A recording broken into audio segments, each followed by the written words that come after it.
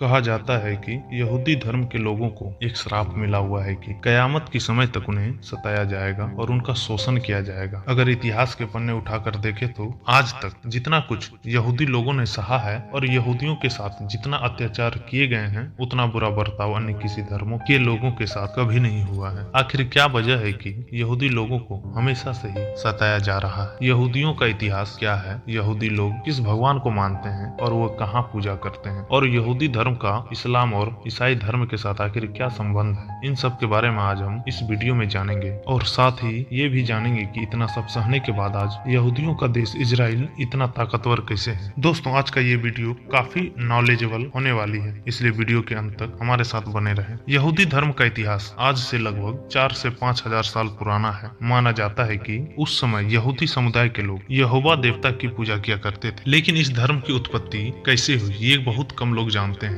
हजरत इब्राहिम के दौर में यहूदी धर्म सबसे पहले अस्तित्व में आया था। इब्राहिम के बारे में बाइबल और कुरान में भी जिक्र है। इब्राहिम को बाइबल में अब्राहम कहकर संबोधित किया जाता है। तो वहीं इस्लाम धर्म के अनुसार हजरत इब्राहिम अल्लाह के नबी यानी पैगंबर थे। हजरत इब्राहिम के 2 बेटे थे। पहले बेटे का नाम हजरत इसहाक था और दूसरे का नाम हजरत इस्माइल था। हजरत इस्माइल और हजरत इब्राहिम की तो बहुत सी कहानियां इस्लाम धर्म में प्रचलित है। हजरत इब्राहिम के पोते का नाम हजरत याकूब था और याकूब का दूसरा नाम इस्राइल था। साथ ही कुछ लोग याकूब को यहूदा भी कहते हैं और उन्हीं के नाम पर ही यहूदी धर्म की उत्पत्ति मानी जाती है। ये लगभग 2000 ईसा पूर्व समय की है। लगभग 1000 ईसा पूर्व के समय यरूशलेम के किंग डेविड के बेटे सोलेमन ने यहूदियों के लिए पहला पवित्र स्थान या मंदिर का निर्माण किया था। किंग डेविड को किंग दाऊद और उनके बेटे को सुलेमान भी कहा जाता है। वह यहूदियों के बड़े लीडर हुआ करते थे और तब से लेकर आज तक यरूशलेम यहूदी धर्म के लोगों के लिए एक पवित्र स्थान है। न सिर्फ यहूदियों के लिए बल्कि इस्लाम और ईसाई धर्म के लोगों के बीच भी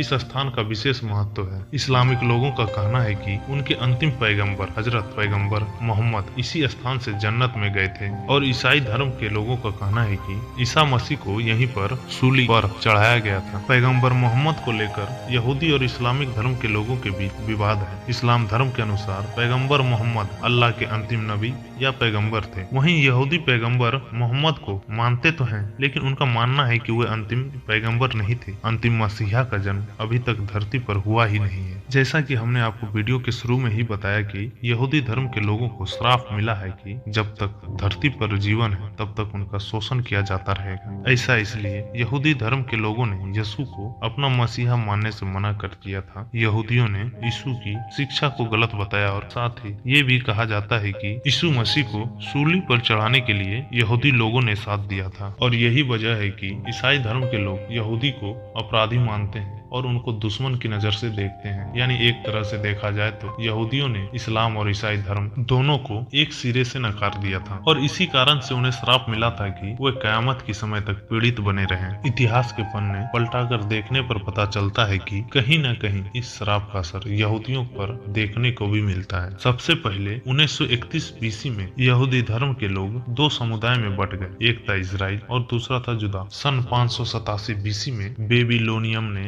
यरूशलेम में बने यहूदी के पवित्र मंदिर को तोड़वा दिया था। 1516 बीसी में एक नया मंदिर यहाँ पर फिर से बनाया गया। यहूदी धर्म के लोगों को कभी भी किसी एक स्थान पर चैन से नहीं रहने दिया गया। इसके विस्थापन की शुरुआत हेलेनिस्टिक काल से शुरू हो जाती है। इसके बाद जब रोमन एम्पायर ने इजराइल पर राज किया तो उन्होंने भी यहूदी पर जुर्म ढाने शुरू कर दिए। वाइजेंटाइन काल के दौरान भी यहूदियों को एक स्थान से दूसरे स्थान पर पलायन करना पड़ा। मोहम्मद पैगंबर के बाद सन 632 ईस्वी में इस्लामिक धर्म की आधिकारिक शुरुआत होती है और उसके बाद कुछ सदी तक यहूदियों को अत्याचार थोड़े कम सहने पड़े। यहूदियों ने शुरुआत से ही शिक्षा को अधिक महत्व दिया है। उसका मानना है कि शिक्षा के दम पर वे हर मुकाम हासिल कर सकते हैं। लेकिन इस्लामिक एरा खत्म होने के बाद 1098 से 1291 तक क्रूसेंडर काल की शुरुआत होती है और इस काल में भी यहूदियों के ऊपर अत्याचार किए गए। ऐसा ही कुछ मामलुक काल और ओटोमन काल के दौरान भी देखने को मिला।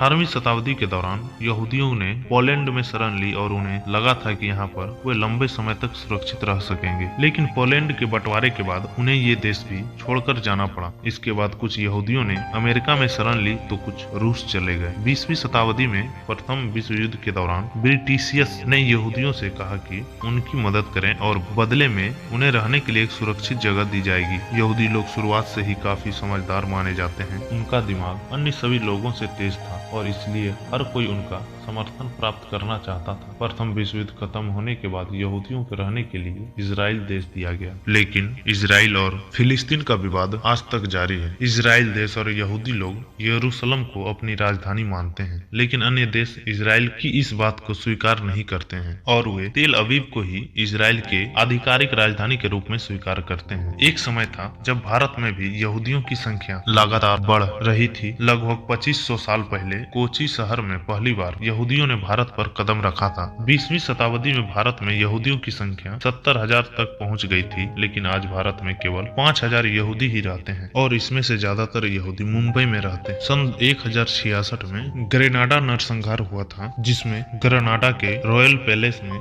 मुस्लिमों की भीड़ घुस गई और 1000 से ज्यादा यहूदियों के परिवार को जान से मार देती है। प्रथम धर्म युद्ध के दौरान भी बड़ी संख्या में यहूदियों को मारा गया और हजारों की संख्या में यहूदियों ने अपना धर्म छोड़कर ईसाई धर्म में चले गए, या यूं कहे कि उन्हें ऐसा करने के लिए मजबूर कर दिया गया था। सन 1942 में स्पेनिश निष्कासन होता है। इस दौरान स्पेन के ग्रामीण लोग आदेश जारी कर देते हैं कि सभी यहूदियों को ईसाई धर्म को अपनाना पड़ेगा। अगर कोई ऐसा करने से इनकार कर देता है तो उन्हें देश से बाहर निकाल दिया जाएगा या फिर मार दिया जाएगा। लगभग 2 लाख यहूदियों को स्पेन छोड़कर जाना पड़ा था और 10,000 से अधिक यहूदियों को मार दिया गया था। इसके बाद भी समय समय पर यहूदियों के साथ अत्याचार होते रहे हैं, लेकिन सबसे बड़ा और घिनौना काम हिटलर ने किया था। हिटलर का मानना था कि यहूदियों के कारण ही प्रथम विश्व युद्ध में जर्मनी की हार हुई थी। हिटलर ने 60 लाख से अधिक यहूदियों को मरवा दिया था और इस घटना को आज दुनिया यहूदियों का नरसंहार के नाम से जानती है। हिटलर ने जगह जगह पर गैस चैम्बर बनवा रखे थे। यहाँ पर पूरे यूरोप से यहूदियों को पकड़कर लाया जाता था और हजारों यहूदियों को एक साथ एक गैस चैम्बर में डाल दिया जाता था। चैम्बर को बंद करके उसके अंदर जहरीली गैस छोड़ दी जाती थी, जिसके कुछ मिनट के बाद ही लोगों की दर्दनाक मौत हो जाती थी। यहूदी धर्म हमेशा से ही अपने धर्म को लेकर काफी संवेदनशील रहे हैं। यहूदियों के मंदिर को सिनेगोग कहा जाता है और इनका पवित्र पुस्तक को तनख बाइबल या तौरात के नाम से जाना जाता है। यरूशलेम यहूदियों की सबसे पवित्र जगह मानी जाती है। यहाँ पर मौजूद वेस्टर्न वॉल के दीदार के लिए दुनिया भर से यहूदी लोग यरूशलेम आते हैं। इस दीवार के सामने वे फूट फूट कर रोते हैं। यहूदी धर्म में मूर्ति पूजा की सख्त मनाही है। इस्लाम धर्म के तरह ही यहूदियों में भी खतना करने का परंपरा है। वे लोग दिन में 3 बार प्रार्थना करते हैं और इस दौरान उनका चेहरा यरूशलेम शहर की तरफ ही रहता है। यहूदी धर्म के लोग हमेशा से ही केवल एक ही ईश्वर पर ही विश्वास रखते आए हैं। यहूदियों के कारण ही आज इजराइल दुनिया के विकसित देशों की सूची में आता है। यहूदी की समझदारी का अंदाजा आप इस बात से लगा सकते हैं कि पूरी दुनिया में यहूदियों की जनसंख्या 14.6 मिलियन के आसपास है, जो दुनिया के आबादी के केवल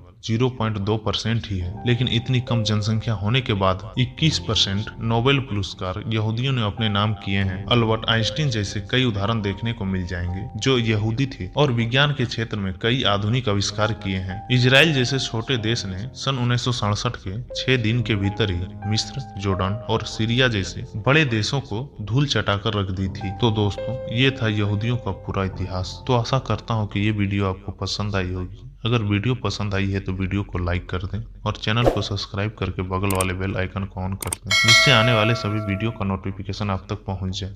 धन्यवाद।